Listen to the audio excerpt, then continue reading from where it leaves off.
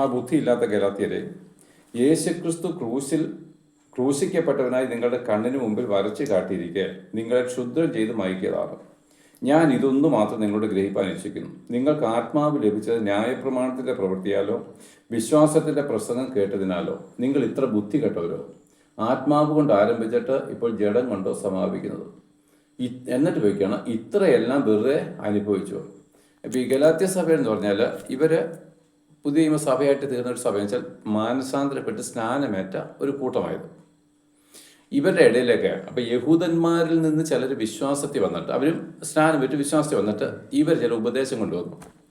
അപ്പം വിശ്വാസത്താൽ മാത്രമല്ല, നമുക്ക് പണ്ടത്തെ പരിപാടികൾ ചെയ്താലേ അതായത് പരിച്ഛേദനയും കൂടെ ഉണ്ടെങ്കിൽ മാത്രമേ നമുക്ക് രക്ഷ പ്രാപിക്കാൻ കഴിയത്തുള്ളൂ. അപ്പം വെറുതെ ഒന്ന് വിശ്വസിച്ച് ഒന്ന് വെള്ളത്തിൽ മുങ്ങിയാൽ ഇങ്ങനെ സ്വർഗത്തിൽ പോകുന്നത് പഴയ ന്യായപ്രമാണം ഉണ്ടല്ലോ, അതും കൂടെ ചേർന്ന് വന്നെങ്കിൽ മാത്രമേ നമുക്ക് രക്ഷ കിട്ടത്തുള്ളൂ എന്നൊരു പഠിപ്പീര് വന്നു.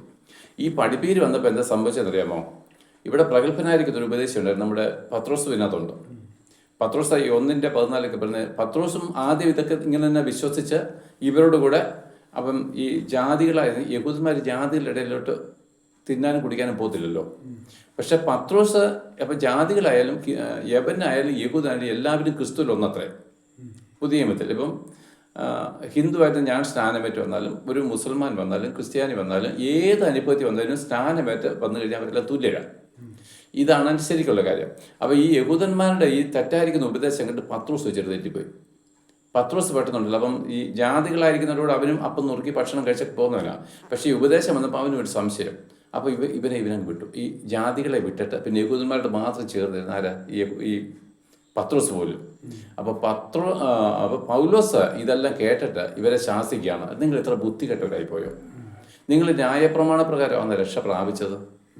ഇതിനകത്ത് മറ്റൊരു വചനം പറഞ്ഞു, ന്യായപ്രമാണത്തിൻ്റെ പ്രവൃത്തിയാൽ രക്ഷ വരുമായിരുന്നെങ്കിൽ ക്രിസ്തു മരിച്ചെന്നില്ല. അപ്പം ന്യായപ്രമാണത്താൽ ഒരു മനുഷ്യൻ രക്ഷിക്കപ്പെടുക എന്ന് പറഞ്ഞാൽ അറിയില്ല, സ്വർഗത്തിൽ പോവുക. ന്യായപ്രമാണത്തിൽ ഒരുത്തൻ രക്ഷിക്കപ്പെടുമായിരുന്നെങ്കിൽ ക്രിസ്തു പിന്നെ എന്തിനാണ് കഷ്ടമേറ്റ് മരിച്ചത്? എന്ന് മാത്രമല്ല, ന്യായപ്രമാണത്തിന് പ്രവൃത്തികളെ നമ്മൾ തികയ്ക്കാനാണ് ക്രിസ്തു മരിച്ചത്. അപ്പോൾ ക്രിസ്തുയേശുവിലുള്ള വിശ്വാസത്താലല്ലാതെ ഇനി ന്യായപ്രമാണത്തിലേക്ക് തിരിഞ്ഞു പോയി കഴിഞ്ഞാൽ നമ്മൾ എന്താണ് ശപിക്കപ്പെട്ട കൂട്ടത്തിൽ എണ്ണപ്പെടുകയാണ്. ന്യായപ്രമാണം ശാപഗ്രസ്തമാണ്. ന്യായപ്രമാണം ശാപഗ്രസ്തമെന്നല്ല, ന്യായപ്രമാണത്തിൻ്റെ പ്രവൃത്തികൾ നമ്മളെ ശാപത്തിൽ അല്ലെങ്കിൽ മരണത്തിലേക്ക് കൊണ്ടുവന്നതാണ്. നമ്മൾ പലവട്ടം പഠിച്ചിട്ടുണ്ടല്ലോ. അപ്പോൾ ഈ പ്രമാണം ന്യായപ്രമാണം തന്ന് നമ്മളെ രക്ഷിക്കാനല്ല, പിന്നെ എന്തിനാ? രക്ഷയുടെ ഓപ്പോസിറ്റ് എന്താ? ശിക്ഷിക്കാനാ. നിന്നിൽ ഇന്ന കുറ്റമുണ്ട്, ഇന്ന കുറ്റത്തിൽ ഇന്ന ശിക്ഷയാണ്, അതുകൊണ്ട് നീ മരിച്ചേ പറ്റൂ. ഇതാണ് ന്യായപ്രമാണം. അപ്പോൾ ഈ ന്യായപ്രമാണം നമ്മളെ രക്ഷിക്കാനല്ല, ശിക്ഷിക്കാനാണ്. എന്നിട്ട് യേശുക്രിസ്തുവിൻ്റെ കൃപയാൽ നമുക്ക് രക്ഷ സൗജന്യമാണ്. അപ്പോൾ സൗജന്യമായിട്ട് ഇത് കിട്ടിയിട്ടും ഇപ്പം നമുക്കറിയത്തില്ലേ ഈ മനുഷ്യൻ്റെ ഒരു പരാജയം എന്നറിയാം. അപ്പം സാർ എനിക്കൊരു കാര്യം സൗജന്യമായിട്ട് തരിക, ഇച്ചിരി വില മതിച്ചതാണെന്നൊരു കേട്ടോ, എന്നാലും എനിക്കൊരു ജാള്യത, അതെങ്ങനെ ഞാൻ വെറുതെ കൊണ്ടുവന്നേ? സാർ എന്തെങ്കിലും ഒന്നിരിക്കട്ടെ, നമ്മൾ പറയാറില്ലേ? അപ്പോൾ എന്താണ് ഈ സൗജന്യമായിട്ട് മേടിക്കാൻ നമ്മുടെ മാനം നമ്മളെ അനുവദിക്കുക, എന്തെങ്കിലും ഒന്നിരിക്കട്ടെ, അങ്ങനെ ഞാൻ വെറുതെ കൊണ്ടുപോകാൻ ആഗ്രഹിക്കുന്നില്ല. ഇത് തന്നെ ഇവിടെയും വന്നു. അപ്പോൾ കർത്താവിലുള്ള നീതീകരണം സൗജന്യമായിട്ടും അല്പം കൂടെ പ്രവൃത്തി കൂടെ കൂടാതെ എങ്ങനെ രക്ഷിക്കപ്പെടുന്നത്? എന്തെങ്കിലും ഒന്ന് ചെയ്യണ്ടേ? എന്തെങ്കിലും ഒന്ന് ചെയ്യാതെ അങ്ങനെ സ്വർഗത്തിൽ. പക്ഷെ സകലതും ചെയ്തു തീർത്ത കർത്താവ്, അതിലുള്ള വിശ്വാസത്താലാണ് നമ്മുടെ നീതീകരണം. അപ്പോൾ സ്നാനം പ്രവൃത്തിയാണോ? അല്ല. പ്രവൃത്തി എന്ന് നമ്മുടെ ബൈബിൾ പറയുന്നത് ന്യായപ്രമാണത്തിൻ്റെ പ്രവൃത്തികളെ പറ്റിയാണ്. സ്നാനം പ്രവൃത്തിയല്ല, അത് വിശ്വാസത്തിൻ്റെ നമ്മുടെ തെളിവാണ്.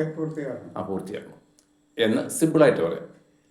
അപ്പോൾ ഇങ്ങനെ വന്ന ഈ ജനത്തോടെ പറയാണ്, പത്രോസ് പോലും തെറ്റിപ്പോയിട്ട് ജാതികളോട് വേർപെട്ട് യഹൂദന്മാർ മാത്രമായിട്ട് ചേർന്നിരുന്നപ്പോൾ പൗലോസ് പറയുകയാണ്, എടാ നിങ്ങൾ ഇത്ര ബുദ്ധിയില്ലാത്തവരായിട്ട് തീർന്നു.